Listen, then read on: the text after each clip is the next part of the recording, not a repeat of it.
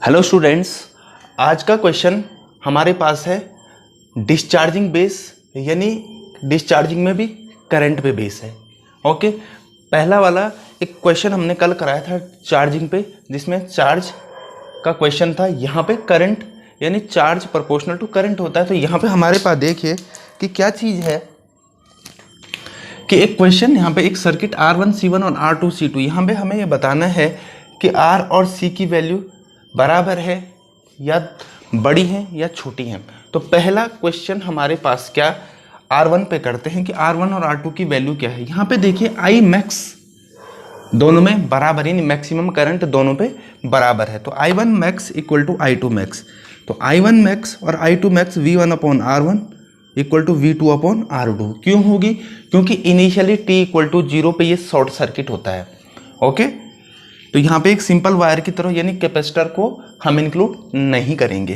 तो और V1 और V2 की वैल्यू सेम है, क्योंकि V1 और V2 दोनों पे सेम लगा हुआ। इस तरह से यहाँ पे जो R1 और R2 की वैल्यू हो जाएगी वो दोनों में क्या हो जाएगी? इक्वल हो जाएगी। ओके, अब यहाँ पे दूसरा ये देखते हैं कि भाई C1 और C2 की वैल्यू क्या है।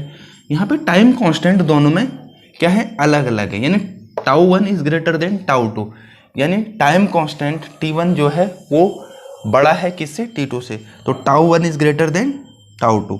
अब आपको पता है टाइम कांस्टेंट होता है C और R का प्रोडक्ट, यानी C इक्विवेलेंट और R इक्विवेलेंट का प्रोडक्ट। यहाँ पे देखिए C1 R1 greater than C2 R2, R1 R2 की वैल्यू बराबर है, तो हम कह सकते हैं C1 is greater than C2, यानी C1 और C2 की वैल्यू आपस में क्या है?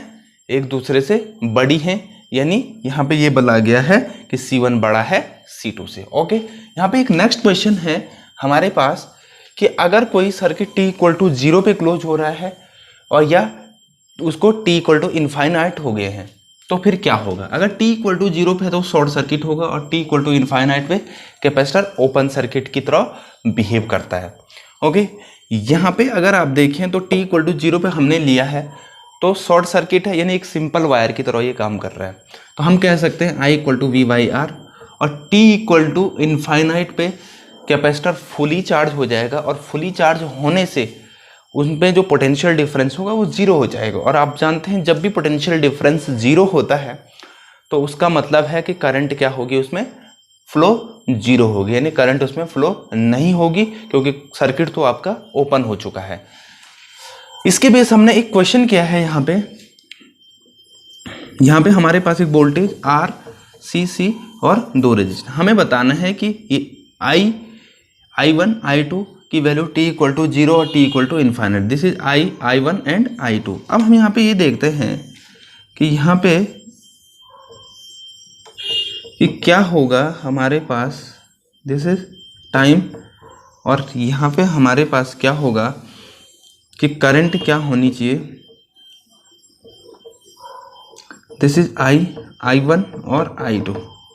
अब T इक्वल टू 0 पे क्या होगा और T इक्वल टू इनफाइनाइट पे क्या होगा? अब यहाँ पे देखिए, अगर T इक्वल टू हम 0 करते हैं तो इनिशियली जो कैपेसिटर है वो तो शॉर्ट सर्किट होता है। तो यहाँ पे देखिए ये भी शॉर्ट की तरह काम करेगा, यानी ये सर्किट कुछ इस तरह से बन जाएगा, कुछ इस तरह से आ जाएगा।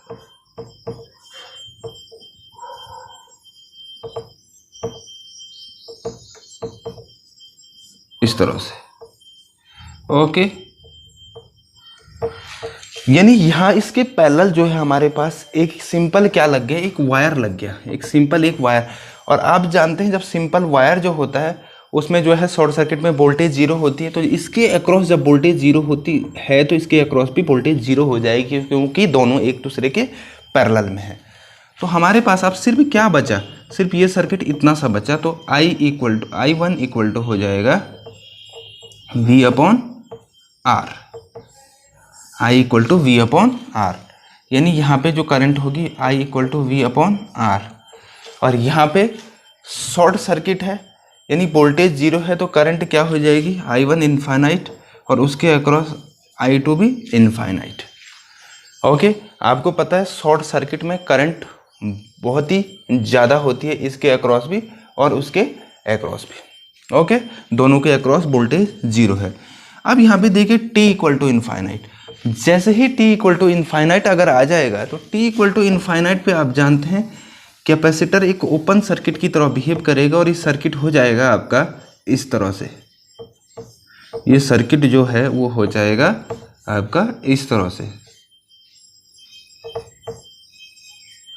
तो अब अगर ज़रा ध्यान से देखिए तो यहाँ पे जो I1 है, यहाँ पे I2, यहाँ पे जो था I था, यहाँ पे I1 था और यहाँ पे I2 था। तो यहाँ पे अगर देखें तो तीनों में यहाँ से जो करंट जाएगी वो करंट यहाँ भी जाएगी तो भी जीरो, यहाँ भी, क्योंकि सर्किट ओपन है तो तीनों में जो है करंट जीरो हो जाएगी। तो यहाँ से हमें ये पता लग रहा है कि अगर सर्किट ओपन होता है तो करंट हमेशा जीरो होती है और अगर शॉर्ट सर्किट होता है करंट इनफाइनाइट हो जाती है। ये भी हमारे पास यहाँ पे ओपन और शॉर्ट सर्किट का केस हो। तब तक आप इन क्वेश्चनों को देखिए, इन क्वेश्चनों पे कमेंट करिए और कहीं पे आपको अगर समझ नहीं आता है तो उस पर आप तब भी कमेंट कर सकते हैं।